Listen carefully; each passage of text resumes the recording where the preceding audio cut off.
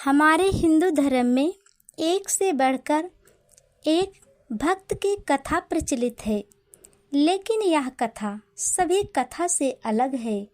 किंतु उनमें से एक भक्त ऐसा है जो कि सभी भक्तों से अलग है, जो किसी पूजा विधि को नहीं जानते थे।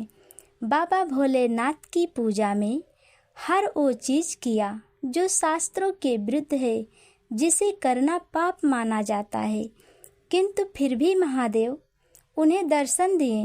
वे इस बात को सिद्ध कर देते हैं कि महादेव केवल भक्त की भावना को देखते हैं। भक्त के भक्ति से प्रसन्न होकर उसे मोक्ष प्रदान किए। इस भक्त का नाम कनप्पा था। कनप्पा एक तमिल भील परिवार में पैदा हुए थे। इनके पिता का नाम राजा नाग और माता का नाम उडपुरा था और पत्नी का नाम नीला था। कनप्पा एक शिकारी थे जो जानवरों को मारकर अपना पालन पोषण करते थे। इनके पूर्व जन्म के बारे में बताया जाता है कि द्वापर युग में जब महादेव ने पांडुपुत्र अर्जुन की परीक्षा लेकर उन्हें पशुपतास्त्र अस्त्र प्रदान किया, तब अर्जुन ने उनसे प्रार्थना किया कि हे प्रभु, अगले जन्म में मैं आपका महान भक्त बनूं। भगवान शंकर जी ने आशीर्वाद दिया। कलयुग में अर्जुन के अवतारी कनप्पा के रूप में जन्म लिए और महादेव के प्रसिद्ध भक्त बने। एक दिन कनप्पा शिकार करते करते बहुत दूर निकल गया। उन्हें बहुत पुराना मंदिर मिला। जब वो इस मंदिर के अंदर पहुँचे, उन्हें एक दिव्य शिवलिंग के दर्शन हुए। उस दर्शन से ही कनप्पा के मन में शिव भक्ति का विचार जाग गया। उसने तुरंत शिवलिंग को साफ किया और पूजा करने का विचार किया, पर उन्हें शिव पूजा के बारे में कुछ ज्ञान नहीं था। उन्होंने सोचा कि महादेव को कुछ खाने पीने के लिए दे दिया जाए। यह सोचकर जंगल में शिकार करने के लिए निकल गए। एक सूअर का शिकार करके उसके मांस को और शहद को पत्तल में रख कर ला ही रहे थे, तभी उसने जल लाने के लिए उपाय सोचा, पर कोई उपाय ना दिखा तो उसने जल अपने मुख में भर लिया और जल भर कर ला ही रहे थे तो मंदिर के पास पहुँचे तो देखा शिवलिंग पर कुछ टूटे फूटे पत्ते और कचड़े इकट्ठा थे। उन्हें पैरों से साफ करके मुख से जल शिवलिंग पर चढ़ाया और फिर महादेव को भोग के रूप में मांस और शहद अर्पित किया, जो कि यह सब वस्तुएं शिवलिंग पर चढ़ाना उचित नहीं था। वे सारी चीज़ें पूजा के लिए निषेध हैं, लेकिन उनका मन पवित्र था। उन्होंने जो कुछ किया पूर्ण भक्ति भाव से किया। महादेव को उसी भाव का मोह था। उन्होंने प्रसन्न मन से उस शिकारी का प्रसाद स्वीकार किया। भक्त कनप्पा हर रोज पैरों से शिवलिंग साफ कर शहद और मांस चढ़ाकर मुख में जल लाकर शिवलिंग पर चढ़ाया करता था। जंगल में एकांत जगह पर एक पुजारी रहते थे जो उस मंदिर में महादेव की पूजा करने आते थे, जो बहुत बड़े शिव भक्त थे। कनप्पा के पूजा करने के बाद अगले दिन मंदिर में आए तो देखा कि पूरे मंदिर भर मांस के टुकड़े इधर उधर बिखरे पड़े थे।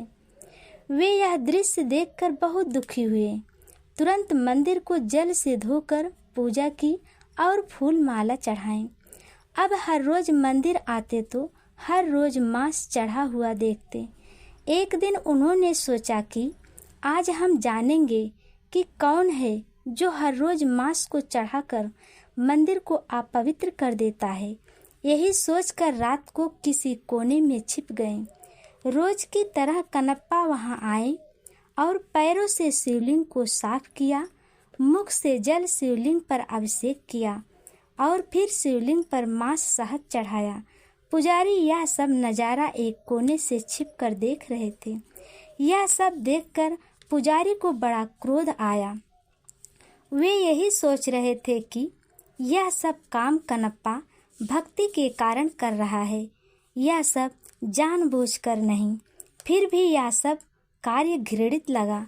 फिर पुजारी ने सोचा कि मैं इतने समय से महादेव की पूजा करता आ रहा हूँ, फिर भी मुझे इसके दर्शन नहीं हुए।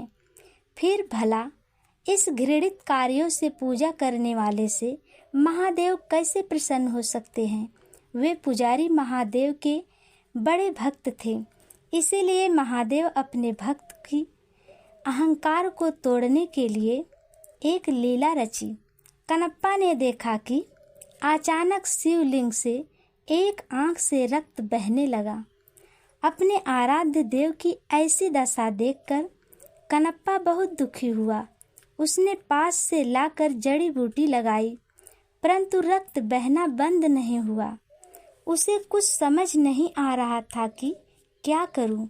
उधर पुजारी एक कोने में छिपकर देख रहे थे कि और एक और सोच रहे थे कि अवश्य महादेव नाराज हो गए हैं, तब भी ऐसा हो रहा है।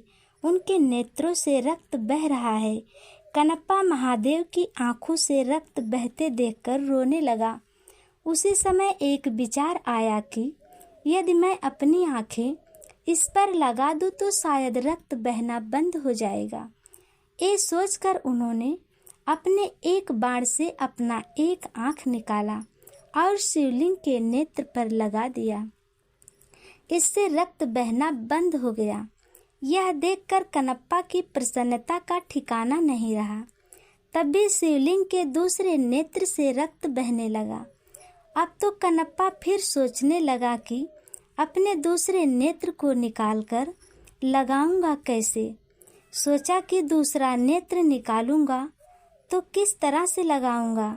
यही सोचकर उसने अपने पैर के अंगूठे को शिवलिंग के दूसरी आंखों पर रख दिया, ताकि नेत्रहीन होकर भी शिवलिंग के दूसरे नेत्र की जगह लगा सके।